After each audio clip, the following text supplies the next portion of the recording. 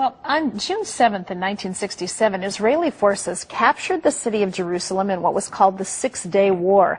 After nearly 2,000 years of exile, the Jewish people were close to their dream of a new temple.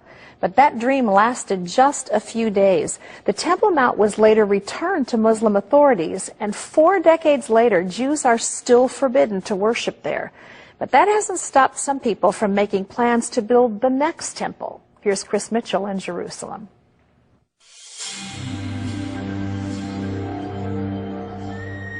We dreamed to come back to this place, to the Temple Mount, to meet again our God.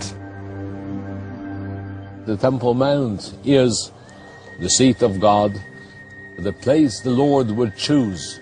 Hamakom asher yivchar Adonai Elohecha.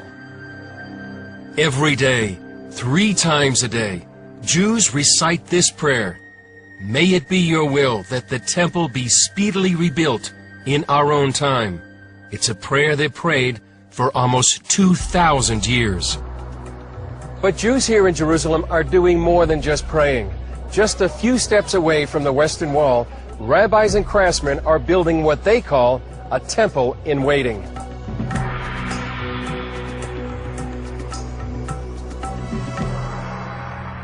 We're supposed to build a temple, and nothing about that changed. Nothing about that commandment changed. Chaim Richman is a director at the Temple Institute in Jerusalem. The Temple Institute is actively engaged in research and preparation for the resumption of the service in the Holy Temple, to the extent of actually preparing operational blueprints for the construction of the temple according to the most modern standards. This menorah is just one of several vessels created for the next temple. It's covered with 95 pounds of pure gold and has a price tag of $2 million. Piece by piece, the third temple is taking shape, with priest garments, vessels of copper, gold, and silver, and a new generation of Levite priests, specially trained for temple service. We have enough in place now to resume the divine service and to build the temple. But obviously, a lot of things have to happen in order for this to happen. Richman isn't the only one who's ready to rebuild. You actually have blueprints, architectural drawings for the third temple? 3,000 years after King Solomon built the first Jewish temple, another Solomon is laying the foundations for the third. From the womb of my mother, I have a task and a mission in my life which is connected with the rebirth of Israel. Gershon Solomon leads a group called the Temple Mount Faithful. They commissioned these cornerstones for the third temple. The 6-ton stones were consecrated with water from the biblical pool of Siloam and cut with diamonds. And why God commanded us not to cut them by iron? Don't forget that these are stones for the house of God. They cannot be like other stones. For several years, Solomon and his followers tried to place the stones on the Temple Mount, and every year they were stopped by Israeli police. Unfortunately, weakness of the Israeli leadership did not allow us to bring the cornerstone to the right place. The end-time temple should be built on the same location of the first and the second temple. But that location is already occupied. The holiest site for Jews is also the third holiest site for Muslims. And neither side is ready to share.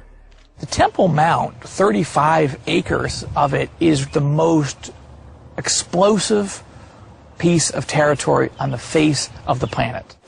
In 2002, Palestinian leader Yasser Arafat told an Arab newspaper that the Israelis found not a single stone proving that the Temple of Solomon was there, because the temple was not in Palestine at all.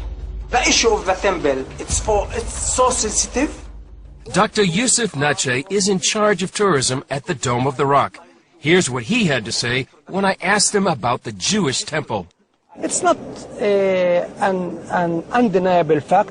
It is theos, and The political situation, the misunderstanding, the mistrust distorted all the facts. That is stupid, because the Arabs themselves, they call Jerusalem the place of the temple. And the Golden Dome right behind me, the Dome of the Rock, was built in order to replace Solomon's temple. I think this temple denial is more serious than the Holocaust denial. To counter this so-called temple denial, Gabriel Barkay is pushing the archaeological envelope. Muslim law forbids any digging on the mount itself. So instead, Barkay's digging through its trash. We have here the entire history of the Temple Mount. He and his team are sifting through truckloads of debris, unearthed by bulldozers and discarded by Muslim authorities. So there could be artifacts in here going back to the first and second temple? And Yes, there are, no doubt. Among their finds, a Babylonian arrowhead from the fall of Jerusalem in 586 BC, and this 2,400-year-old Hebrew coin, the oldest ever minted in Jerusalem.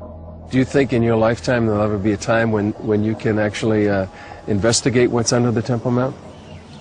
No, I don't. I'm very pessimistic about it.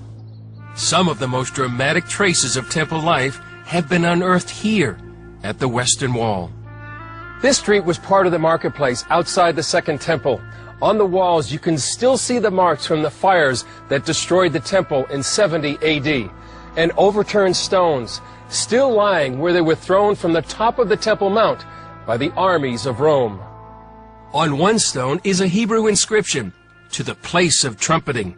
It's a set of ancient directions to the southwest corner of the temple, where trumpeters announced the arrival of the Sabbath 2,000 years ago. Even more intriguing is the part of the Western Wall that's still underground. Amongst the causes of the Western Wall, I mean the line of stones which we have here, this is the greatest and the most exciting one we have here.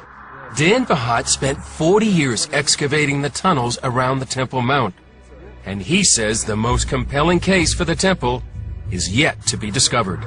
I believe that behind this stone is a large arch which forms a storehouse, a big storehouse, which stored all the treasures of the temple. But we don't have till now anywhere where those treasures were, and the only possibility is that it must be subterranean somewhere around the Temple Mount. I believe that it might have been behind this wall. So do you think it's possible that the treasures are still there? I hope so.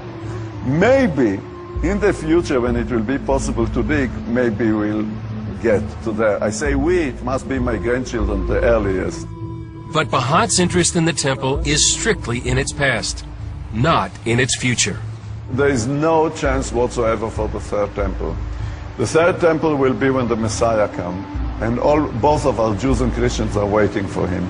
So let us see when he comes what happens. It won't happen before. Rabbis for centuries did not understand this and in fact argued, well, are we supposed to build the temple and then the Messiah will come? Or are we supposed to wait and then the Messiah will build the temple? Again, I could hear the voice of God like he's speaking to all of us. I brought you here to build my house. Build my house.